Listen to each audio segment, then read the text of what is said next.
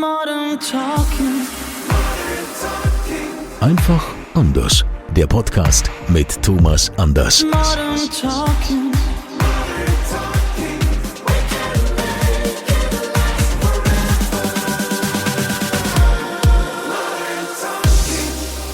Schön, dass ihr wieder mit dabei seid, hier beim offiziellen Thomas Anders Podcast Modern Talking, einfach anders. Wir sind wieder da und natürlich nicht ganz so erholt. Gut, der Herr Anders ist immer erholt. Der sieht auch immer erholt aus. Ich verstehe gar nicht, wie er das macht. Ist es einfach, sind es immer nach wie vor die Beauty-Produkte oder an was liegt es?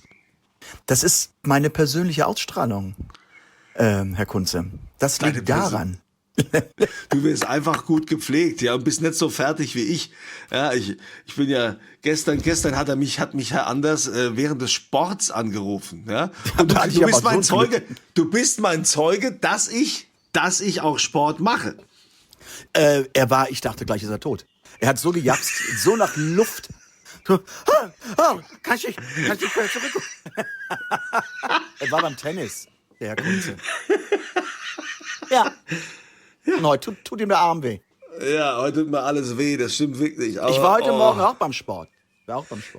Oh ja, gut. Ja, das ist, ja. Wer rastet, der rostet. Ich habe übrigens noch, ich weiß nicht, ob ihr euch an das letzte Mal erinnert, da hatten wir ja eine Fragerunde gemacht und da hatten Thomas und ich, wir haben so ein bisschen geschmunzelt, wo wir gesagt haben, okay, da ging es irgendwie um die Tantieme, wer jetzt von den neuen Alben da die Tantieme bekommt und wie das ist und ob Dieter Bohlen noch mitverdient, wo wir ja so spaßeshalber gesagt haben, okay, für welche Agentur arbeitest du? Die Dame hat sich nochmal gemeldet, ich bin von keiner Agentur, ich bin echt, ich bin Fan von der ersten Stunde an und ich wollte euch nur noch mal sagen, danke, dass ihr die Frage beantwortet habt, ja, und total toll und da haben wir natürlich auch gerne die Podcast-Tasse hingeschickt. Ja, das war ganz goldig. Ja, was müssen wir uns noch berufen vom letzten Mal? Wir hatten ja natürlich auch einen Auftritt, den wir nicht sagen durften, wo der Auftritt ist. Also Thomas hatte eigentlich den Auftritt und ich hatte die großen...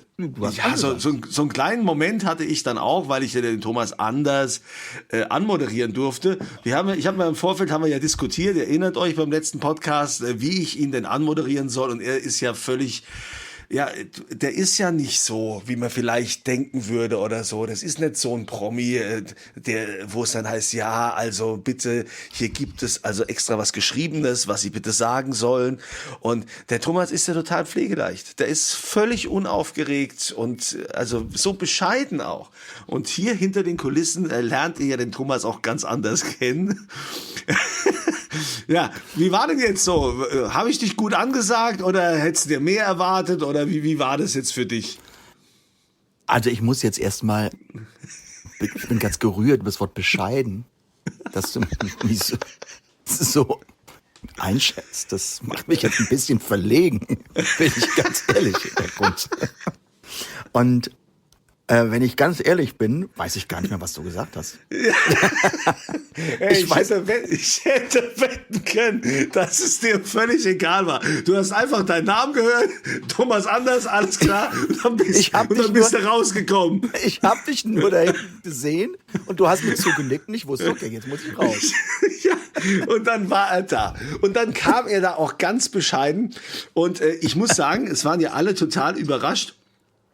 Denn man hätte normalerweise vermutet, Thomas singt jetzt einen Modern Talking Song, aber hat er nicht gemacht. Und Thomas, ich muss sagen, ich war wirklich sehr beeindruckt von der Art und Weise, wie du da gesungen hast. Das war ja so American Songbook Style und du hast unter anderem auch What a Wonderful World, hier Louis Armstrong, gesungen. Und das war so schön.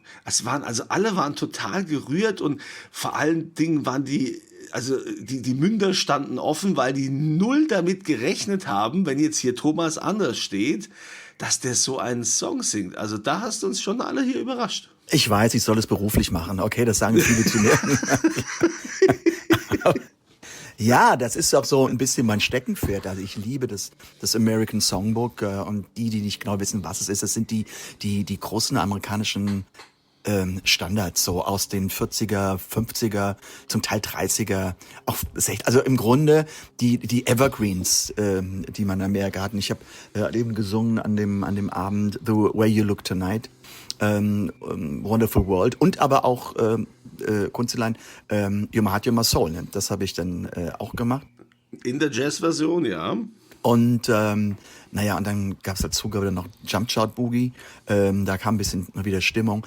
Das waren so meine Songs. Ich liebe es einfach zu singen, weil ich komme wieder zum Gleichen. Meine Stimme braucht immer Melodiebögen. Und das war früher so. Okay, Jump Shot Boogie ist natürlich jetzt ein schneller Song, ein sehr rhythmischer Song, aber er hat auch einen Melodiebogen. Und sobald die Songs diese Charaktereigenschaften haben, funktioniert das gut mit meiner Stimme.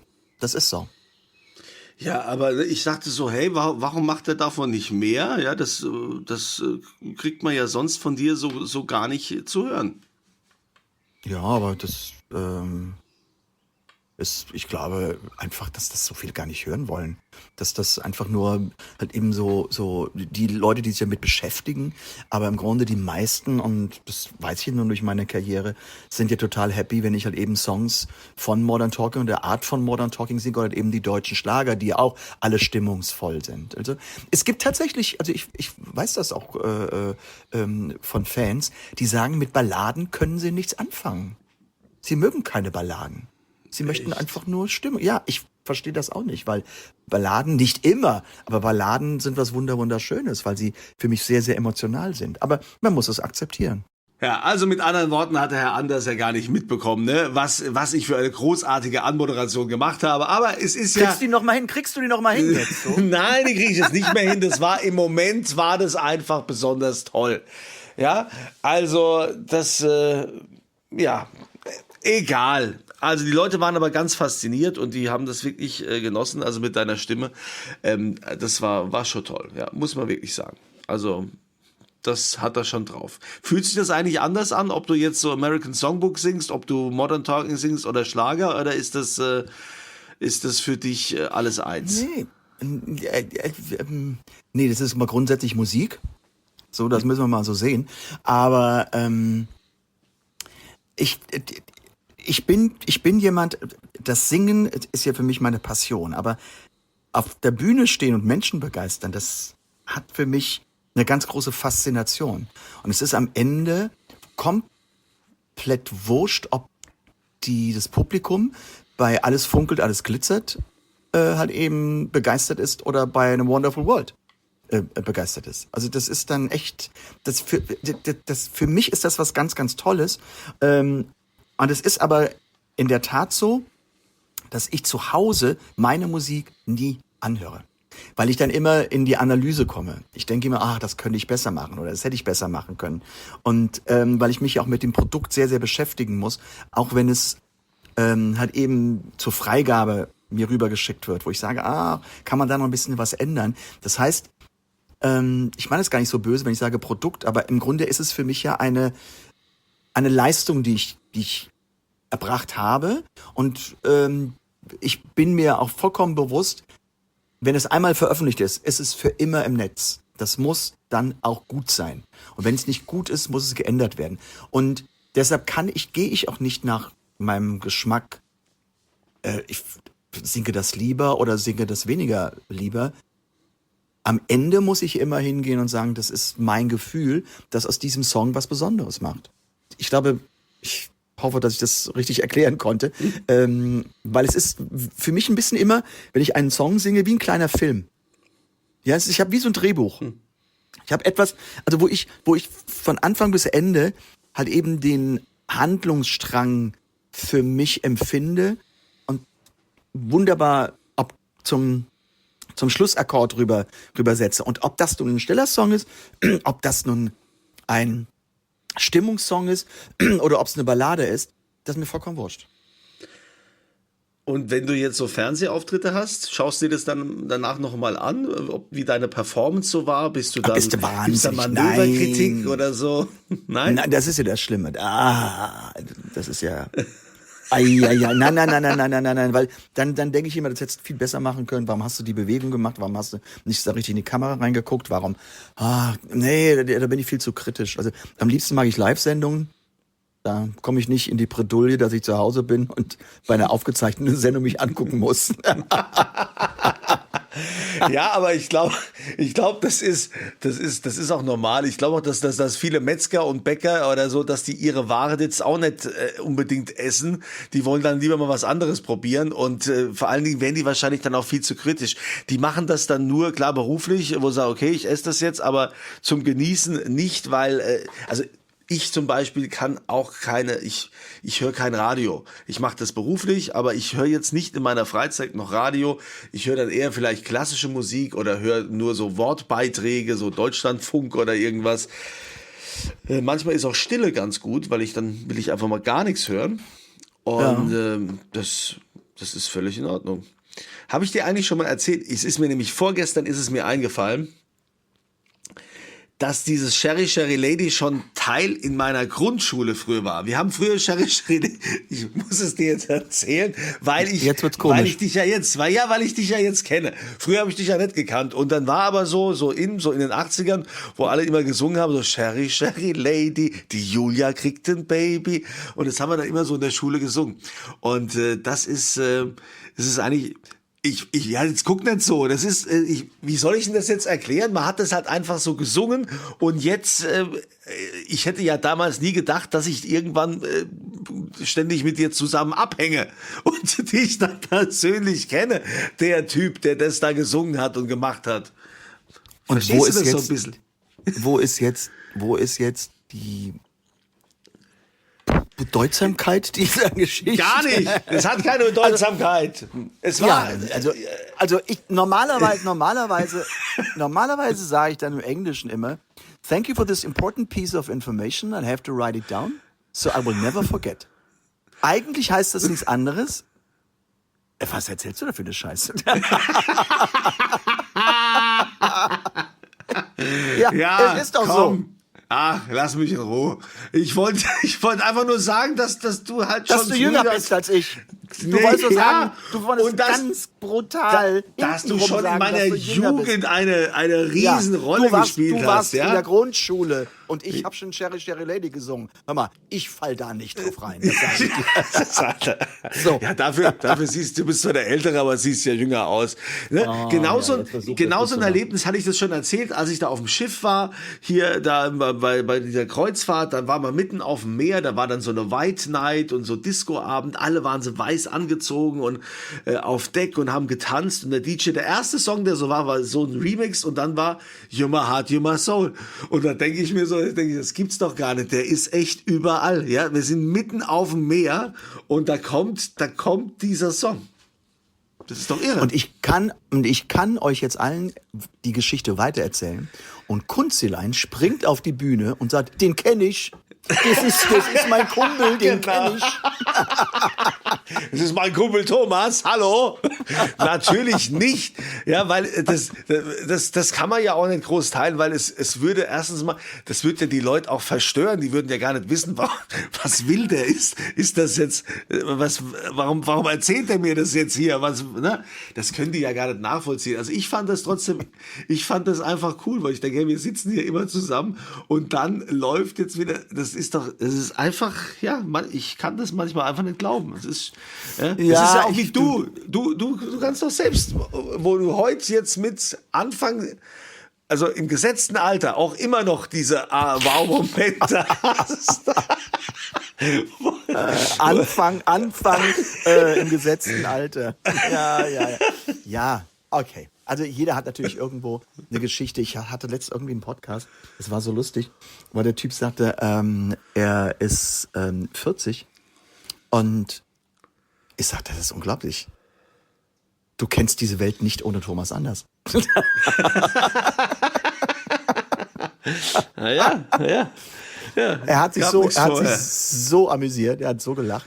Naja, aber es ist so. Und jetzt natürlich mit den Alben wieder, mit 40 Jahre Modern Talking, Thomas Anders sings Modern Talking. Ja, das hat das Ganze nochmal befeuert. Und ja, das sind tolle Geschichten. Und wir wussten nicht, was da rauskommt. Also wir wussten wirklich nicht, dass das so erfolgreich wird. Ah ja, also ich meine, gleich gechartet, ne? Und nicht nur Album Nummer 1, sondern auch das zweite. Was ist denn jetzt das dritte? Wann kommt das? 20.06. Okay, also in so 3 Wochen ungefähr. Also ich meine, gab es das eigentlich schon mal? Das gab es doch in Deutschland, das ist auch wieder so ein Novum. Du hast doch damals allein mit dem Cover, was ihr da mit der Idee zu sagen, dass der alte Thomas Anders oder der jetzige, der von heute den jungen Thomas Anders umarmt. Man hat ja dieses Bild von dem jungen Thomas Anders und dann diese Animation. Das war ja so KI generiert, was auch so ein Novum war. Aber dass einer in Deutschland nochmal alle Alben neu und das innerhalb kürzester Zeit, innerhalb eines Jahres, und die alle dann auch veröffentlicht, das gab's doch noch nie. Das gab's in Deutschland noch nie, nee. Das war, Taylor Swift hat's mal gemacht mit ihren Alben vor einigen Jahren. Das hatte aber andere Gründe, weil sie halt eben auf ihre Rechte nicht zugreifen konnte bei der Plattenfirma. Aber ich muss fairerweise sagen, also das Einsingen ist nicht das Schwierige. Ne? Das Einsingen ist nicht das, was die Kraft kostet, sondern die Promotion dafür kostet Kraft. Weil es ist ja nicht nur, dass ein Album kommt, sondern es kommt ja auch immer wieder eine passende Vorab-Single, die halt eben das Album wieder bewirbt. Und dass man, also ich meine, im Grunde tun mir meine wie soll ich das sagen, meine Mitarbeiter leid, die halt eben Social Media machen, weil die kommen aus dem Posten gar nicht raus. Aber für mich ist es auch schwierig, dass es halt eben auch immer wieder promotet wird und normal ist es so, dass man ein Album rausbringt und man hat halt eben um diese VÖ hat man eben ein paar Monate und dann hat man mal für 1,5 Jahre Ruhe, bis das nächste Album kommt. Aber hier kommt ja ein Album nach dem anderen. Also ich kann jetzt schon mal für die Hardcore-Fans, kann ich sagen, das Album Nummer 4 erscheint am 8. August. So. Und das ist dann, und das Album 5, das ist Romantic Warriors, erscheint am 19. September. Und darum muss halt eben auch immer Promo gemacht werden. Und das ist für mich wirklich sehr, sehr anstrengend. Und ich würde sagen, für die letzten Jahre ist das mit eines meiner arbeitsintensivsten Jahre überhaupt. Logisch. Ein Album mit Florian. Kannst du mal erklären für alle auch, die vielleicht, für dich ist das ja alles normal, aber was bedeutet das? Dafür muss Promo gemacht werden. Naja, es müssen Interviews gegeben werden, für Zeitschriften, es ich kann Interviews geben für Radiostationen deutschlandweit. Natürlich wird für jedes Album ein entsprechendes Video gedreht, das gemacht wird. Es wird jetzt nochmal für die Alben, die jetzt in der zweiten Jahreshälfte kommen, die sind also noch nicht komplett durchdesignt, wird eine Fotostrecke gemacht, eine Fotosession. Und das ist eigentlich ganz lustig, was total, für mich habe ich noch nie gehabt, aber der Grafiker und beziehungsweise Regisseur und Fotograf, der das machte, der hat ja meine alten Bilder, die hat er ja. Die sind ja alle von Christian Geller und uns aufgekauft. Und da habe ich ja eine gewisse Haltung als junger Thomas Anders. Und dann habe ich halt eben meinen Arm über einen Mikroständer gehalten. Der Mikroständer wird wegretuschiert und dann wird der junge Thomas Anders rein gebeamt. Und das ist total, ich meine, dann stehe ich da neben einem Mikroständer, den ich umarme. Und total komisch. Total komisch. Oder ich mache ein Video, das ist in einem Studio, das ist ein Greenwall. Und dann kriege ich genau gesagt, welchen Gang ich zu gehen habe und muss halt eben nach, keine Ahnung, 4 Metern rechts rumgehen. Und ich sage, ja, und was ist dann? Ja, das ist dann so, im Video gehe ich dann in eine Straße. Logischerweise ist die ja nicht da. Ich bin ja nur auf Grün. Ich gehe nur auf Grün. Und für den Regisseur, der weiß das ja schon. Der hat ja seine Ideen gehabt, aber ich weiß es nicht. Und also das ist zwischen skurril, lustig und anstrengend. Weil ich immer jemand bin, der hinterfragt. Das nervt vielleicht so einige Leute. Aber du bist auch derjenige, der sich, also, du musst also nicht nur quasi da performen, sondern da ist ja auch viel so im Hintergrund abzunehmen, ne? Also wo man sagt, ja, soll das die Ausstattung, soll das so aussehen, das Layout, nimmst du da auch alles persönlich ab? Geht das alles durch deine Hände? Also ich kriege alles von Christian weitergeleitet, was das betrifft. Also Video und Fotos und Grafiken. Das schon. Und am Ende muss ich es auch absegnen. Und wenn es mir halt eben nicht gefällt, dann diskutieren wir darüber. Sag ich, das muss vielleicht geändert werden. Und das ist immer, also manchmal ist es schwierig, was halt eben bei der KI, bei den Videos ist. Das heißt also, der junge Thomas Anders, der wird jetzt zum Leben erweckt und der bewegt sich. Und manchmal ist die KI aber noch nicht so perfekt, dass das ein bisschen komisch aussieht oder dass der Mund plötzlich komisch aussieht.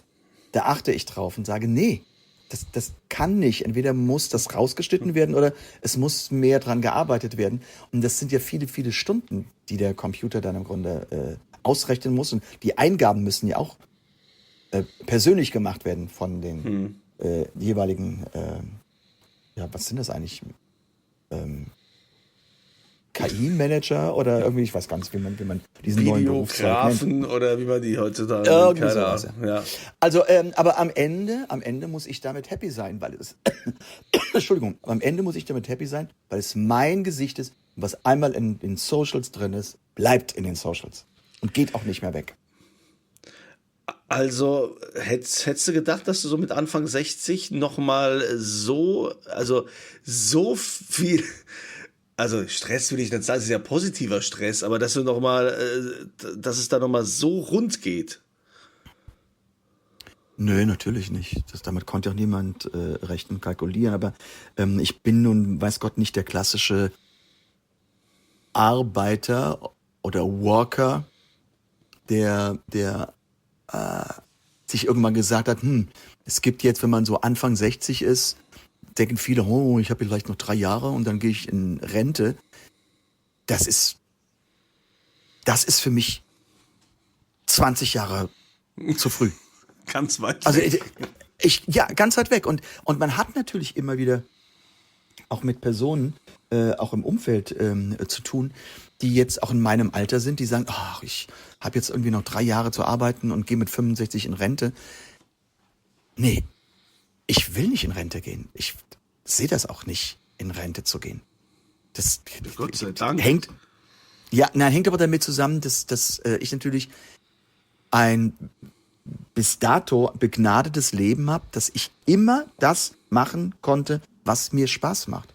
Und es ist natürlich ein großer Unterschied, wenn ich in einer Firma arbeite oder ich arbeite auf der Behörde und habe halt eben Montag bis Freitag, bin ich durchgetaktet mit meinen Arbeitsstunden, dass ich dann sage, okay, ich will jetzt nur das tun, was mir gefällt.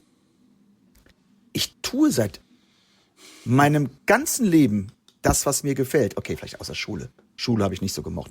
Aber ich tue das, was mir gefällt. Und deshalb habe ich überhaupt nicht das Bedürfnis, irgendwann aufhören zu müssen.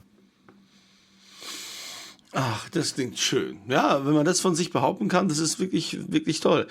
Jetzt haben wir natürlich die Situation, weil du ja so viel zu tun hast, ja. Ihr habt es ja schon gemerkt, dass wir letztens mal ein bisschen ausgesetzt haben, dass das ein bisschen unregelmäßig war mit den Podcasts, weil wir einfach nicht mehr hinterherkommen. Ja, der Superstar hat halt jetzt ganz viele Termine und da müssen wir jetzt wieder einschreiten und müssen da einfach mal sagen, hey, wir müssen jetzt einfach mal Prioritäten setzen, weil Podcast natürlich, den machen wir ja gern und Thomas macht das auch gerne, aber der Mann hat jetzt so viel um die Ohren und so viele Termine, wir wollen das nicht auch so halbgar machen, deshalb müssen wir da ein bisschen zurückschrauben. Also bevor jetzt wieder die ganzen Fragen kommen, sonst Thomas geht's gesundheitlich super, es ist alles in Ordnung, gell? Ja, ich komme gerade von einem Check. Das ist alles, also müsst ihr euch keine Sorgen machen, aber bevor wunderbar. dann auf Social Media wieder gefragt wird und gesagt wird, ja, wann kommt denn der nächste Podcast wieder? Also wir werden jetzt mal gucken, dass wir vielleicht erstmal jetzt auf einen im Monat erstmal machen. Thomas, wie wollen wir es machen? Ja, ich würde es gar nicht so dramatisch sehen. Also zum einen bedanke ich mich natürlich für alle, die zuhören und die es toll finden. Aber wir merken doch, und auch du bist ja jetzt nicht gerade unbeschäftigt, also wir müssen immer schon, wir jonglieren mit unseren Tagen, wann können wir was aufzeichnen, wie können wir es machen, das ist halt eben, und man merkt, dir geht's genauso, wie schnell sind 14 Tage rum? Da habe ich gerade einen Podcast und dann rufst du mich an und sagst, wir müssen einen neuen Podcast machen. Ich sage, wir haben doch gerade einen Podcast gemacht. Nee, sag ich, wir brauchen den neuen. Also deshalb, wir gehen jetzt in die Sommerzeit.